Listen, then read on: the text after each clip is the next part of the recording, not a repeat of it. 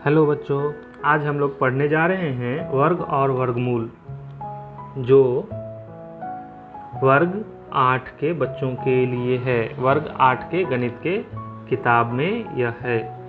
तो सबसे पहले हम जानेंगे वर्ग क्या होता है। यहाँ देखिए कुछ बिंदुएं दिए हुए हैं। इस बिंदु को अगर गौर से देखेंगे तो यहाँ एक वर्ग बन रहा है। कैसे वर्ग बन रहा है सो हम आप लोगों को बता रहे हैं। देखिए इस बिंदु से इस बिंदु तक, फिर इस बिंदु से इस बिंदु तक, यहाँ से यहाँ और यहाँ से यहाँ, 5 बिंदु है ना। यहाँ भी 5 है, देखिए यहाँ भी 5, यहाँ भी 5, यहाँ भी 5 और यहाँ भी 5। तो 5 बिंदु से घिर रहा है। और यहाँ पे तो कह सकते हैं हम कि सब भुजा बराबर है, तो यहाँ एक वर्ग बना। उसी प्रकार से हम जानेंगे कि दिए गए चित्र में प्रत्येक पंक्ति, आरी एवं स्तंभ, खड़ी में बिंदुओं की संख्या समान है। इनमें से प्रत्येक में 5 बिंदुएं हैं। इस जमावट में बिंदुओं की कुल संख्या कितनी होगी? कैसे हम बता सकते हैं? तो हमें क्या करना होगा कि ये जो 5 है, इस 5 को इस 5 से गुना करना होगा। तो करेंगे 5 गुना 5, मतलब 5 का पावर 2 बराबर 25। तो हमें यहाँ समझ में आ रहा है 25 कैसे हो गया, ये वर्ग बना और ये इसमें 25 बिंदुएं हैं। ठीक, तो ये हो गया वर्ग। इसमें मुख्यतः क्या क्या हमें जानना है सो हम बताते हैं। सबसे पहले पूर्ण वर्ग संख्याओं की पहचान को हमें जानना है। पूर्ण वर्ग संख्या क्या होती है? किन्हीं को पता है पूर्ण वर्ग संख्या क्या होती है? तो वह देखें, जिन्हें नहीं पता है वह भी देखें, जिन्हें पता है वह भी देखें। पूर्ण वर्ग संख्या ऐसी होती है जब कह रहा है, यहाँ पे देखिए, आप 9 बिंदुओं को 3 बिंदुओं की 3 पंक्ति में जमा कर सकते हैं। इस प्रकार 16 बिंदुओं को 4 पंक्तियों में जमा कर सकते हैं। क्रमशः 9 व 16 बिंदु लेकर जमा करके देखें, आपको समझ में आ जाएगा। इसी प्रकार अगर आप 10, 11, 12 बिंदुओं को इस तरह जमा कर सकते हैं कि कुल पंक्तियों की संख्या और प्रत्येक पंक्ति में बिंदुओं की संख्या बराबर हो। सोचिए यहाँ पर किया गया है, ये जो दिया गया है इसमें 10 बिंदु है, लेकिन पंक्तियों की संख्या बराबर नहीं है, क्योंकि यहाँ 1 पंक्ति, 2 पंक्ति, 3 पंक्ति है ना। और सीधा खड़ा पंक्ति में देखेंगे 1 पंक्ति, 2 पंक्ति, 3 पंक्ति और ये 4 पंक्ति है। तो यहाँ पे क्या हो गया, ये एक पूर्ण वर्ग नहीं बना। चलिए, तो पूर्ण वर्ग बन रहा है इस विधि से। अब दूसरे विधि से भी जानेंगे हम लोग। दूसरा विधि है अभाज्य गुणनखंड विधि। दूसरा विधि है पूर्ण वर्ग संख्या पहचानने के लिए एक और तरीका है, जिसे अभाज्य गुणनखंड विधि कहते हैं। अभाज्य गुणनखंड में क्या किया जाता है, किसी संख्या का अभाज्य गुणनखंड किया जा सकता है, अर्थात ऐसे गुणनखंड जिन्हें छोटे छोटे भागों में विभाजित नहीं किया जा सकता, और मतलब अधिक छोटे भागों में विभाजित नहीं किया जा सकता है। जैसे कि हम यहाँ देख सकते हैं 12 है, 12 को हम छोटे छोटे भाग में विभाजित कर दिए, और जब अंतिम आ गया इससे ज़्यादा छोटे भाग में हम इसको विभाजित नहीं कर सकते हैं।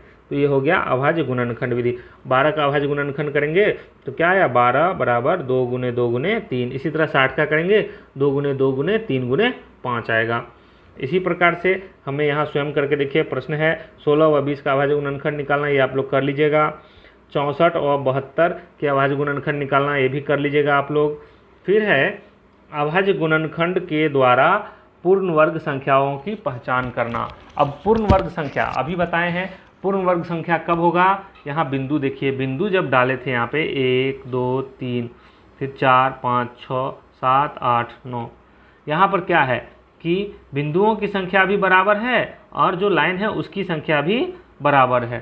तो जब ये पूर्ण वर्ग बन गया, उसी प्रकार से अभाज्य गुणनखंड विधि से जानेंगे पूर्ण वर्ग बनाने का तरीका क्या होता है। तो उसमें क्या होता है, अभाज्य गुणनखंड विधि में, इस विधि में दी गई संख्या के अभाज्य गुणनखंड करके जोड़े बनाते हैं। जिन संख्याओं के सभी अभाज्य गुणनखंडों के जोड़े बन जाते हैं वे पूर्ण वर्ग संख्याएं होंगी। जैसे यहाँ उदाहरण में दिया हुआ है 256। अब 256 का हम अभाज्य गुणनखंड कर रहे हैं तो देखिए जोड़ा बन रहा है, एक जोड़ा, ये 2 और ये 3 और ये 4 जोड़ा, तो जोड़ा बन रहा है ना, 4 जोड़ा बना, कितने का, तो 2 का, 2 गुने 2 का कितना जोड़ा, 4 जोड़ा बना। तो यहाँ पे देखिए 1 जोड़ा, 2 जोड़ा, 3 जोड़ा और 4 जोड़ा।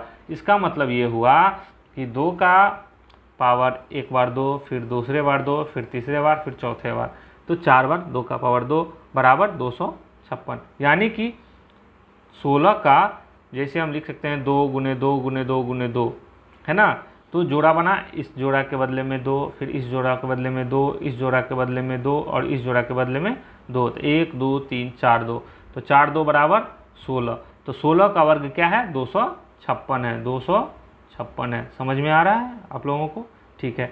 इसी तरह से हमें तो यह पता चल गया कि 256 एक पूर्ण वर्ग है। अब आगे देखते हैं इसमें 200 एक पूर्ण वर्ग है या नहीं है। तो 200 का अभाज्य गुणनखंड करेंगे तो इसमें एक जोड़ा तो ये बन गया, एक जोड़ा ये बन गया, लेकिन ये बीच वाला 2 तो बच गया, तो इसीलिए यह एक अभाज्य गुणनखंड नहीं हुआ। चलिए अब आगे है, फिर निम्नलिखित संख्याएं पूर्ण वर्ग हैं या नहीं है। 400 और 600 इनको चेक करना है, यह पूर्ण वर्ग है या नहीं है। उसी तरह दी गई संख्याओं के बीच में पूर्ण वर्ग संख्या ज्ञात करें। 20-30 के बीच में और 50-60 के बीच में जो पूर्ण वर्ग संख्या है उसको ज्ञात करना है। आगे दी गई संख्या के अभाज्य गुणनखंड करके रिक्त स्थानों की पूर्ति कीजिए। आगे जो भी संख्या दिया हुआ है यहाँ इस सारणी में, इसका अभाज्य गुणनखंड करना है और अभाज्य गुणनखंड करने के बाद इस रिक्त स्थान को पूर्ण करना है। जो अभाज्य गुणनखंड में क्या है, क्या सभी समान अभाज्य गुणनखंडों के जोड़े बन रहे हैं। अगर बन रहे हैं तो हाँ लिखेंगे, नहीं बन रहे हैं तो नहीं लिखेंगे। उसी तरह से कौन सा पूर्ण वर्ग होगा या नहीं होगा वहाँ पे भी लिखना होगा।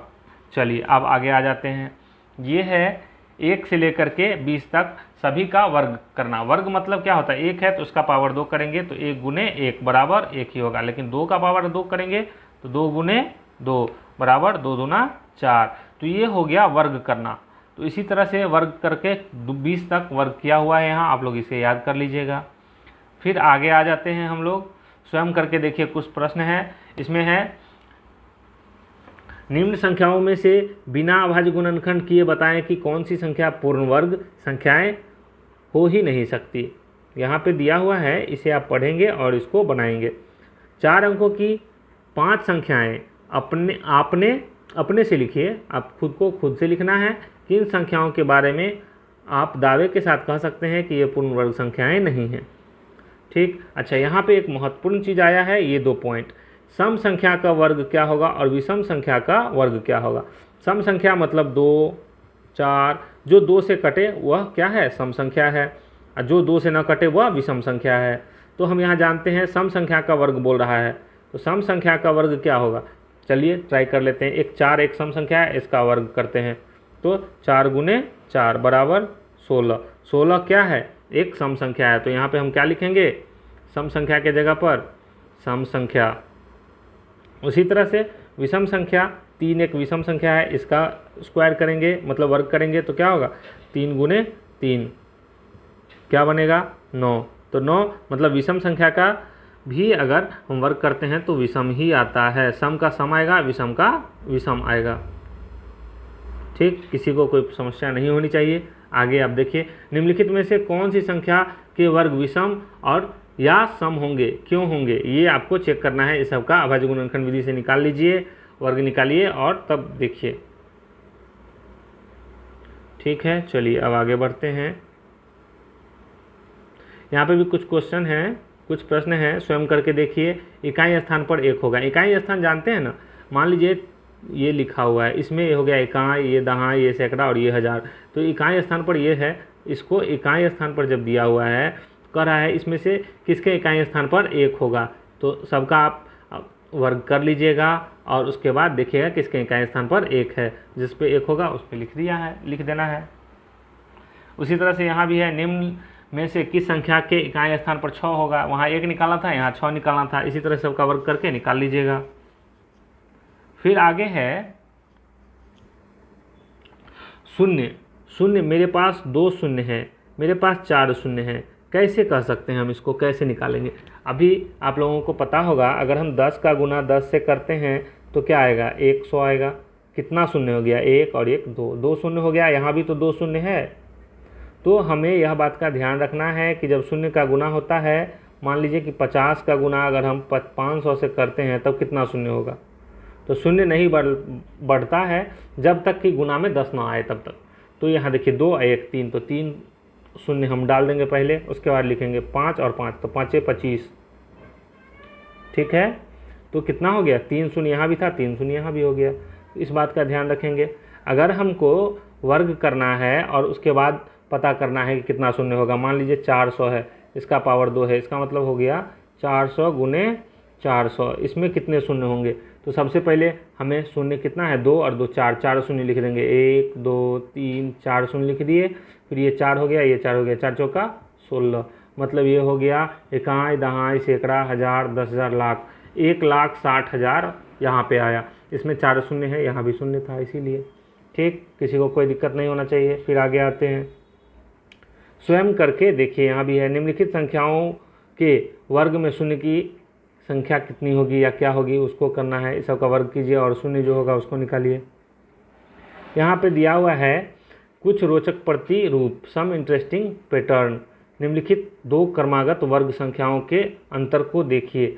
अब यहाँ पर देखना है कि यहाँ पे दो क्रमागत मतलब लगातार जो संख्या आती हैं उसके वर्गों के अंतर को देखिए। क्या होता है, 2 का वर्ग 4 होता है, 1 का वर्ग 1 ही होता है, दोनों के अंतर 3 आता है।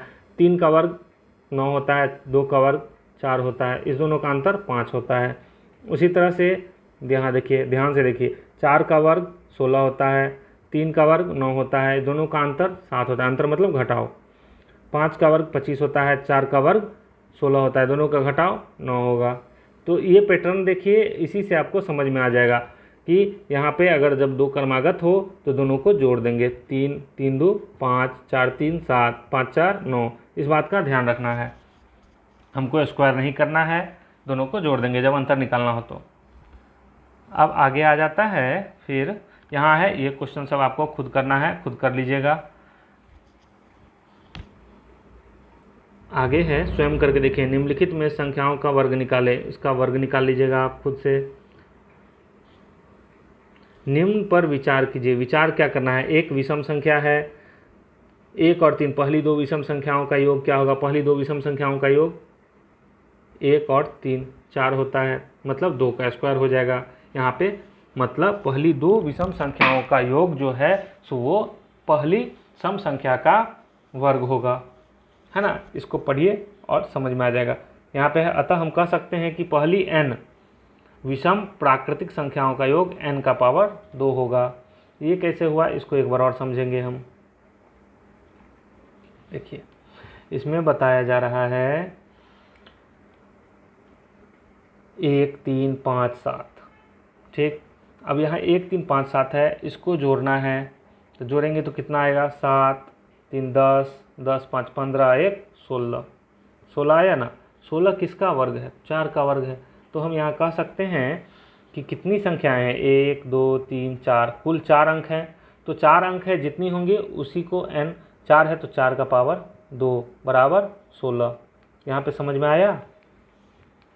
देखिए फिर से एक बार और हम बता देते हैं, इसमें कुल कितने अंक है, 1 2 3 4, यहाँ पे हो गया 1 2 3 और 4, मतलब क्या, 4 का पावर 2 कर देते हैं, तो कितना होगा 16। मतलब इन संख्याओं का योग होगा 16।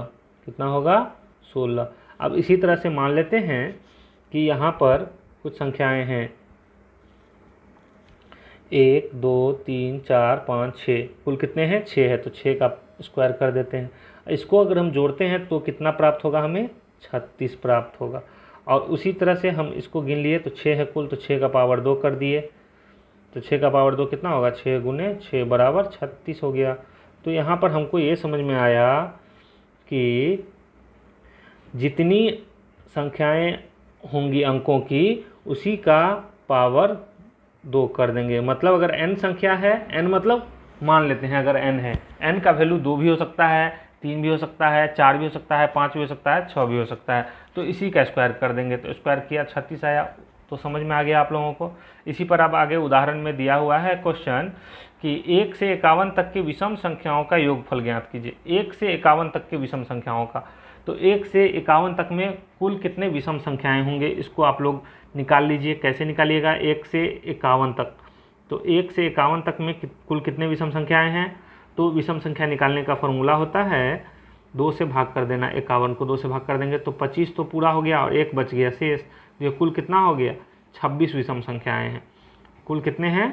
26 विषम संख्याएं। तो 26 विषम संख्याओं को यहाँ पे n बराबर 26 हो गया, तो हम यहाँ पे क्या करेंगे? 26 का पावर 2 मतलब n का पावर 2 कर देंगे। तो 26 का पावर 2 करेंगे, यहाँ देखिए। अतः 1 से लगातार विषम संख्याओं के n पदों का योग होगा n का पावर 2।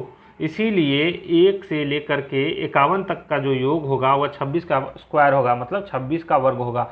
तो 26 का वर्ग हमें क्या मिलता है? 676। ठीक है, तो आगे आप लोग इस क्वेश्चन को खुद से कीजिएगा। और फिर अब आगे जो है पाइथागोरस त्रियक है, यह कल के क्लास में हम बताएंगे आगे। चलिए, बहुत बहुत धन्यवाद। अगर आपको हमारा यह पढ़ाने का तरीका अच्छा लगा हो तो आप हमारे चैनल को सब्सक्राइब करें और अपने दोस्तों के साथ शेयर ज़रूर करें। धन्यवाद।